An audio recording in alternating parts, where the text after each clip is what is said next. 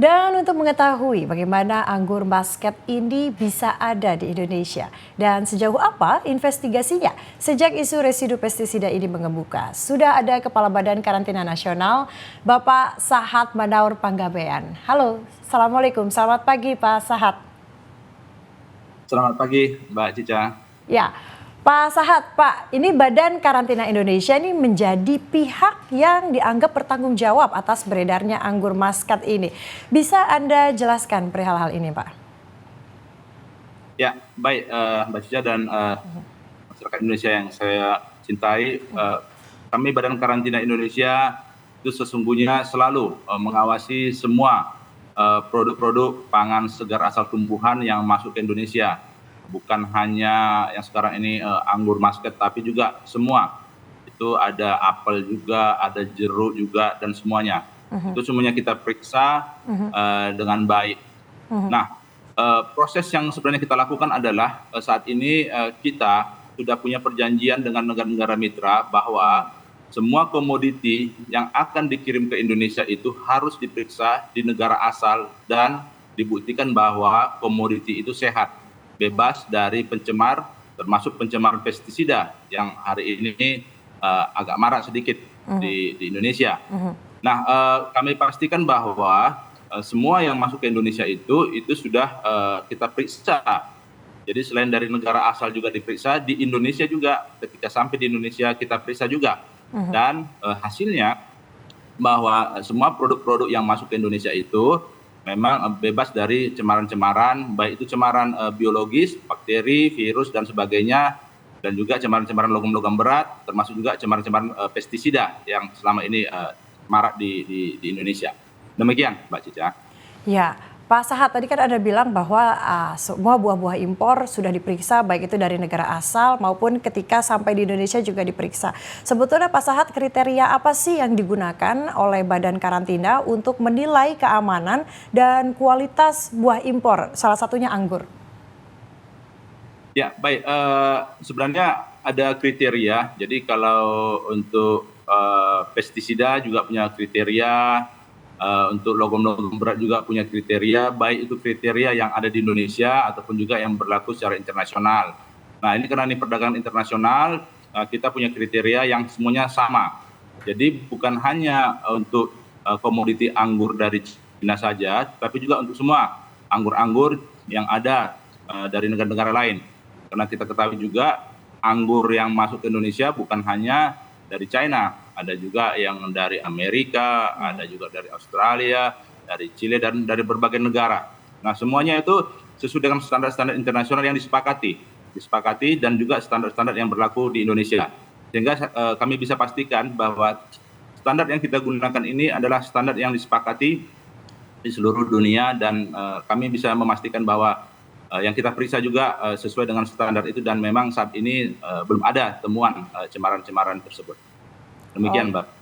Oke, baik Pak Sahat. Jadi Badan Karantina sudah memastikan ya bahwa semua buah impor yang masuk ke Indonesia ini aman. Sejauh ini Pak Sahat, ada nggak sih Pak hasil temuan terkini mungkin dari pemeriksaan anggur Muscat impor yang perlu diwaspadai oleh masyarakat? Ya, kami selalu memeriksa semua komoditi yang masuk ke Indonesia, dan terutama juga anggur Muscat ini, dan sampai hari ini selama tahun 2024 ini belum ditemukan cemaran-cemaran yang bisa mengganggu atau melampaui batas ambang batas yang disepakati. Dan perlu kami sampaikan juga kepada masyarakat, hingga saat ini kami sudah memeriksa sebanyak 3.561 sampel untuk seluruh komoditi pangan segar, dan khusus untuk anggur Muscat ini, kami sudah memeriksa sebanyak 772 sampel selama tahun ini, dan hasilnya adalah memang tidak ditemukan cemaran-cemaran yang dikhawatirkan tersebut.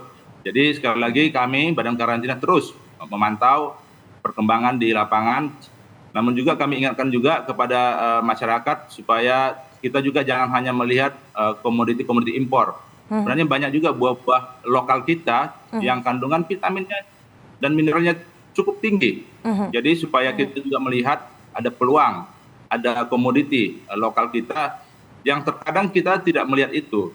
Nah ini juga saya himbau juga kepada masyarakat juga, mari juga kita lihat komoditi-komoditi atau buah-buah lokal kita yang kandungan vitamin dan mineralnya juga sangat-sangat baik dan mungkin bisa melebihi produk-produk impor yang banyak masuk ke Indonesia ini. Baik, Pak Sahat, tadi Anda sebutkan bahwa sampai hingga saat ini tidak ditemukan adanya masalah nih ya pada anggur Muscat. Misalnya Pak, misalnya nanti jika ditemukan masalah pada anggur Muscat impor atau mungkin buah impor lain, sebetulnya prosedurnya seperti apa sih Pak? Tindakan apa yang diambil oleh Badan Karantina? Ya, baik. Untuk setiap komoditi yang kemungkinan ditemukan cemaran, itu ada dua hal yang dilakukan. Yang pertama, terkait dengan komoditinya, buah tersebut atau barang tersebut, itu kita lakukan penolakan atau pemusnahan terhadap komoditinya. Nah, kemudian terhadap negara mitra kita yang mengirim barang itu, kita lakukan notifikasi, pemberitahuan bahwa barangnya itu tidak sesuai dengan kesepakatan. Nah, untuk itu kita minta negara di sana itu melakukan investigasi. Kenapa sampai terjadi cemaran-cemaran tersebut, dan kita minta negara di sana juga melakukan perbaikan-perbaikan. Dan kami berencana juga akan melakukan monitoring ke negara tersebut untuk memastikan ada perbaikan-perbaikan oleh negara-negara mitra kita tersebut. Sehingga semuanya ini akan berjalan dengan baik, dan kita harapkan semua komoditi yang masuk ke Indonesia itu juga benar-benar berasal dari mungkin dari perkebunan atau peternakan atau mungkin dari apapun dari negara asal itu memang sudah sehat dan memenuhi standar atau syarat-syarat yang dibutuhkan. Gitu, Mbak. Iya, Pak Sahat, tapi kalau di Thailand ini kan sudah ditemukan nih Pak, kalau ada anggur Muscat ini yang mengandung pestisida berbahaya. Kalau di Indonesia sejauh ini belum ditemukan. Apakah ini anggur yang berbeda atau memang anggur impor, anggur Muscat impor yang di Indonesia ini tidak datang dari Thailand atau seperti apa Pak? Mengapa di Thailand ditemukan tapi di Indonesia tidak? Ya, begini, kita harus percaya bahwa hasil laboratorium dari negara asal, dalam hal ini China, itu dilakukan oleh laboratorium yang terakreditasi di sana, dan juga kita akuin, Indonesia mengakuin, dan demikian juga ketika barang itu sampai ke Indonesia, kita juga melakukan pemeriksaan di Indonesia oleh laboratorium Badan Karantina Indonesia yang juga sudah terakreditasi. Artinya alat untuk memeriksa itu sama-sama terakreditasi, sehingga hasilnya kita yakini itu sudah sangat-sangat sahih. Sehingga yang kita periksa selama ini khusus untuk anggur sebanyak 772 sampel dan hasilnya memang tidak ditemukan.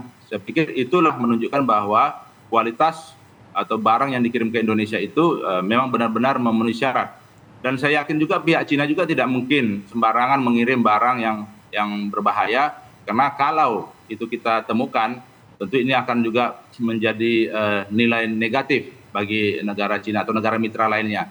Jadi saya pikir ini pada posisi perdagangan yang saling menghargai, saling menjaga integritas atau saling menjaga kedaulatan negara masing-masing. Saya pikir dalam konteks itu juga saya juga senang karena pihak negara mitra juga sudah memahami bahwa Indonesia itu sekarang punya syarat-syarat yang sangat ketat, dan mereka harus menghormati kedaulatan Indonesia dan harus menghormati hasil laboratorium yang diperiksa oleh Badan Karantina Indonesia. Nah, di sini ada informasi yang transparan di situ. Saya pikir demikian, Mbak Cika. Baik, Pak Sahat, pertanyaan terakhir nih Pak. Bagaimana caranya Badan Karantina ini memberikan informasi nih kepada konsumen tentang keamanan dan kualitas anggur yang mereka konsumsi? Ya, baik.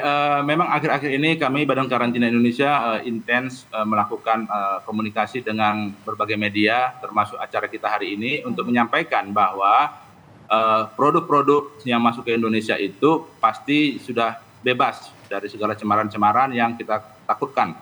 Baik itu media televisi hari ini, media-media online juga kita sampaikan. Kita sampaikan dengan baik. Tapi juga saya juga ingin mengingatkan kepada masyarakat bahwa jangan takut untuk bertanya lebih lanjut kepada seluruh institusi, termasuk yang ada di Badan Karantina Indonesia.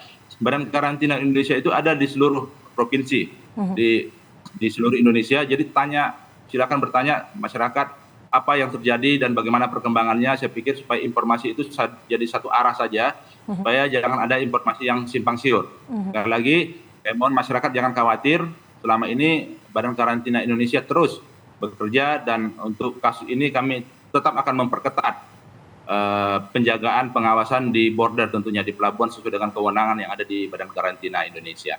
Demikian, Mbak Cici.